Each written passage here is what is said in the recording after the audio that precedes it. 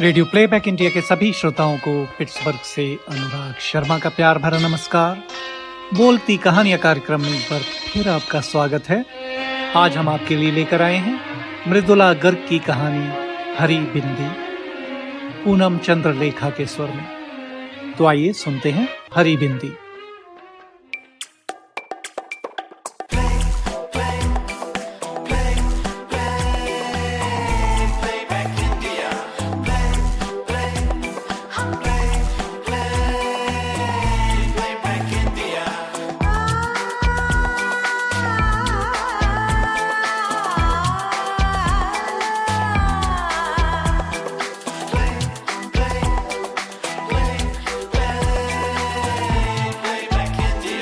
Radio playback India. कहानी हरी बिंदी, लेखिका मृदुला गर्ग। आँख खुलते ही आदतन सबसे पहले नज़र कलाई पर बंधी घड़ी पर गई। सिर्फ 6:30 बजे थे। उसने फौरन दोबारा कस के आंखें बंद कर ली और इंतज़ार करने लगी कि अब पलंग चरमराएगा और आवाज़ आएगी, उठना नहीं है क्या? पर जब देर तक चुप्पी बनी रही तो आंखें खोल कर देखा, बिस्तर पर वो अकेली है। अरे हाँ, रात ही तो राजन दिल्ली गया है। याद ही नहीं रहा। तो अब उठने की कोई जल्दी नहीं है। उसने ढेर सारी हवा गालों में भरकर लंबी सांस छोड़ी और पूरे बिस्तर पर लोट लगा गई। दूसरे सिरे पर जाकर मुंह पर बांह रखकर लेटी तो कानों में घड़ी की टिक टिक बज उठी। वह मुस्कुरा दी। उसे कलाई पर घड़ी बांधकर सोने की आदत है। रोज राजन चिढ़कर कहता है, ये क्या, सारी रात कान के पास टिक टिक होती रहती है, इसे उतारो ना। उसने मुंह पर से बांह हटा ली और तकिया खींचकर पेट के नीचे दबा लिया और लंबे चौड़े पलंग पर बांह फैलाकर औंधी लेट गई। ओह, सुबह देर तक सोने में कितना आनंद आता है। राजन होता है तो सुबह 6 साढ़े 6 बजे से ही खटर पटर शुरू हो जाती है। चाय नाश्ते की तैयारी, दोपहर का खाना साथ में और 8 बजे राजन दफ्तर के लिए रुखसत। न जाने राजन को जल्दी उठने का क्या मर्ज है। खैर, आज वह स्वतंत्र है, जो चाहे करे। उसने शरीर को ढीला छोड़ दिया और दोबारा सोने की तैयारी करने लगी। फिर आंख खुली तो 8:30 बज चुके थे। उसने एक प्याला चाय बनाई और खिड़की का पर्दा हटाकर बाहर झांकने लगी। दूर तक धुंध छाई थी। आज जरूर बरसात होगी, उसने सोचा। उसे धुंध बहुत भली लगती है। जब मालूम नहीं पड़ता वहां कुछ दूर पर क्या है तो अनायास आशा होने लगती है कि कोई अनुपम और मोहक वस्तु होगी। मैं भी खूब हूं, उसने मुस्कुराकर सोचा। मुझे धुंध में खुलापन लगता है और सूर्य के प्रकाश में घुटन। चाय पीकर गर्म पानी से देर तक नहाया जाए, उसने सोचा और बाल्टी भरने लगी। फिर ठंडे पानी की फुहारें ऊपर छोड़ ली और एक गज़ल गुनगुना उठी। बड़े तौलिए से खूब रगड़कर बदन पोंछा। आज एक अद्भुत स्फूर्ति और उत्साह का अनुभव हो रहा है। नीले रंग का कुर्ता और चूड़ीदार पजामा पहना तो नीले रंग की बिंदी माथे पर लगाने को हाथ बढ़ गया। फिर न जाने क्या सोचकर उसे छोड़ दिया और बड़ी सी हरी बिंदी लगा ली। राजन होता तो कहता, नीले पर हरा, क्या तुक है। उसने दर्पण में दिख रही अपनी प्रतिछाया को जुबान निकालकर चिढ़ा दिया और कहा, तुक की क्या तुक है। और वह खिलखिलाकर हंस पड़ी। दराज खोली तो नजर चांदी की बाली पर पड़ गई। उठाकर कानों में लटका ली। विवाह के बाद से पहननी छोड़ दी थी। नकली है ना, और जरूरत से ज्यादा बड़ी, राजन कहता है। एक पुराना बैग हाथ में ले झपट कर बाहर निकल आई। बरामदे में मुंडू बैठा आराम से सिगरेट फूंक रहा था राजन की। उसे देखते ही हथेली में छिपा बड़ी संजीदगी से बोला, खाना क्या बनाऊं? कुछ नहीं, उसने कहा। नहीं खाएंगे, तुम्हारी छुट्टी। मुंडू की घबराई सूरत देखकर हंस पड़ी और बोली, मेरा मतलब जो तुम्हें अच्छा लगे बना लो। तुम्हें ही खाना है, चाहे खाओ चाहे छुट्टी मनाओ। बिना यह चिंता किए कि कहाँ जाएगी, क्या करेगी, वह सड़क पर दूर तक चलती चली गई।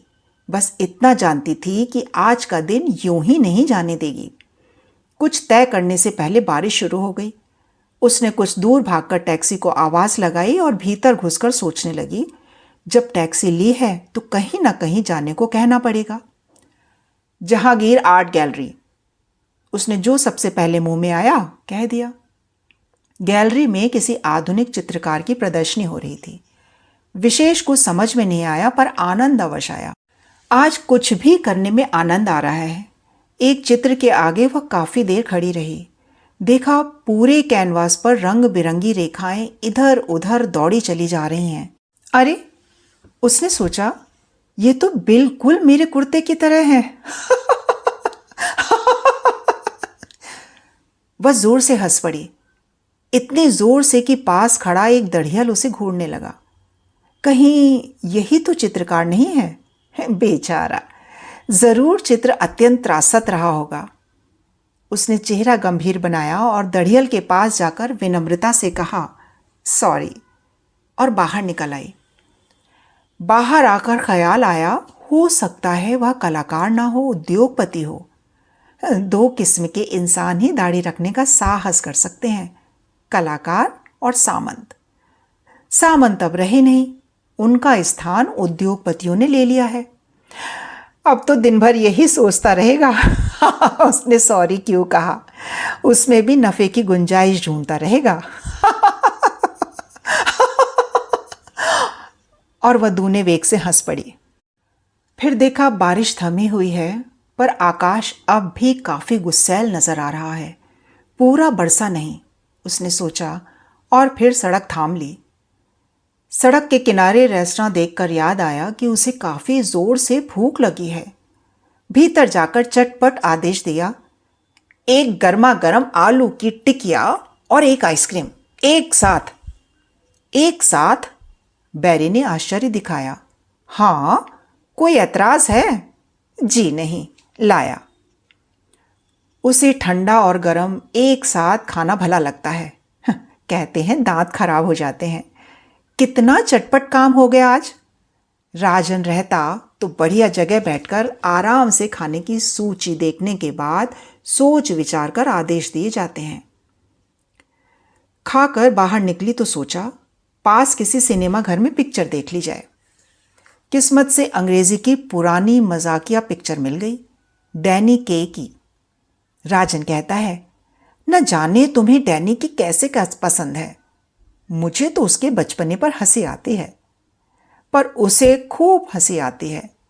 फिर हंसी पर हंसी आती है, कभी कभी बेबात पर हंसी आती है, जैसे आज। पिक्चर के दौरान वह आज और दिनों से ज्यादा ठहाके लगा रही थी।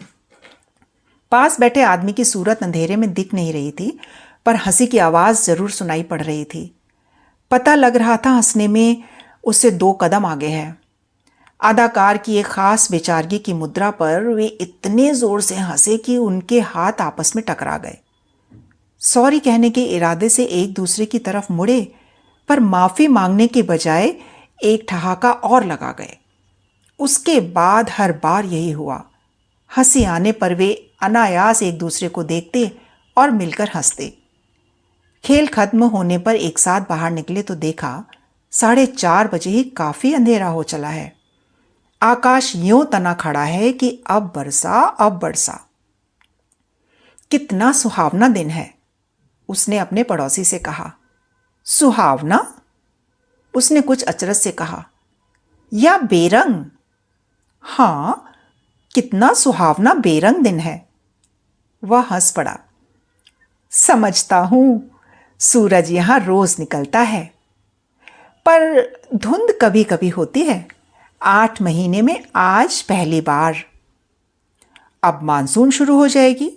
हाँ, आज खूब बरसेगा, उसने कहा। अनायास जुड़ा, कॉफी पिएंगे? जरूर।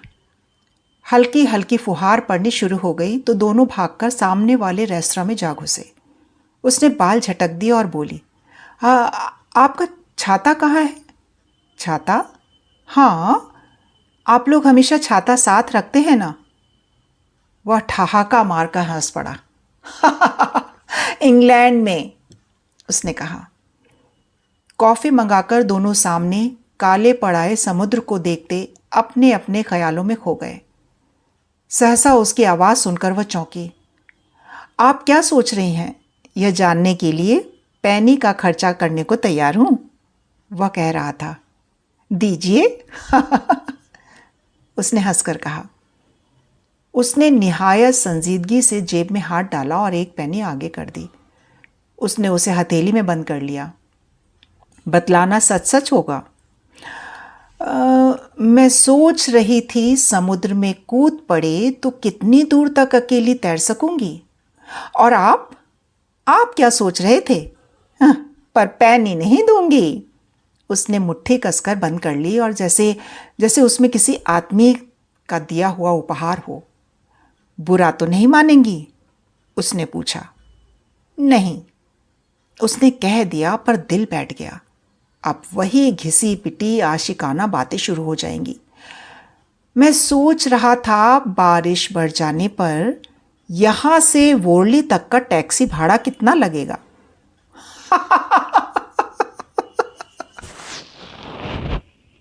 वह जोर से हंस पड़ी, दुर्भावना से नहीं, हर्ष के अतिरेक से। मुझे रास्ते में छोड़ते जाएंगे तो आधा, उसने कहा। बहुत खूब। उसने यह नहीं पूछा कि वह रहती कहाँ है। उसे लगा जीवन में पहली बार ऐसे इंसान के साथ बैठी है जो यह नहीं जानना चाहता उसके पति हैं या नहीं, और हैं तो क्या काम करते हैं। समुद्र के जल पर गिरती वर्षा की बूंदें कितनी अच्छी लगती हैं, उसने कहा। कुछ देर दोनों चुप रहे। प्रशांत महासागर पर जब जहाज आता है तो उसके अग्रभाग से चिढ़ता जल चांदी की तरह चमकने लगता है। अतिथि ने कहा। क्यों? शायद फॉस्फोरेंसेंस के कारण। आपने कभी नहीं देखा? नहीं, मौका मिले तो देखिएगा। आप बहुत घूमे हैं, उसने हल्की ईर्ष्या के साथ पूछा। बहुत, वह याद करके मुस्कुरा रहा था। सबसे अच्छी जगह कौन सी लगी? जब जहां हुआ। वह हिचकिचाहट के साथ मुस्कुराया। पता नहीं वह समझे या ना समझे। वह हामी में सिर हिलाकर मुस्कुरा दी। उसने देखा कॉफी खत्म हो चली और बैरा बिल लिए आ रहा है। वर्षा बाहर थमने लगी है और धुंध भी छट रही है। नहीं, धुआंधार नहीं बरसेगा। वह संकेत झूठ निकला। अब धुंध हट जाएगी और वही तेज प्रकाश वाला सूर्य निकल आएगा। बिल आने पर उसने उठा लिया और कहा, न्योता मेरा था। अतिथि ने बहस नहीं की। शुक्र है, उसने सोचा।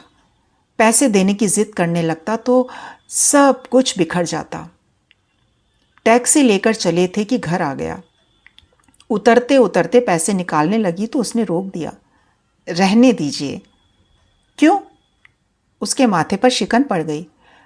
आज का दिन मेरे लिए काफ़ी कीमती रहा है। कैसे? मैंने आज से पहले किसी को हरी बिंदी लगाए नहीं देखा, उसने स्निग्ध स्वर में कहा। वह जरा ठिठकी कि टैक्सी चल दी। कुछ दूर जाकर आंखों से ओझल हो गई।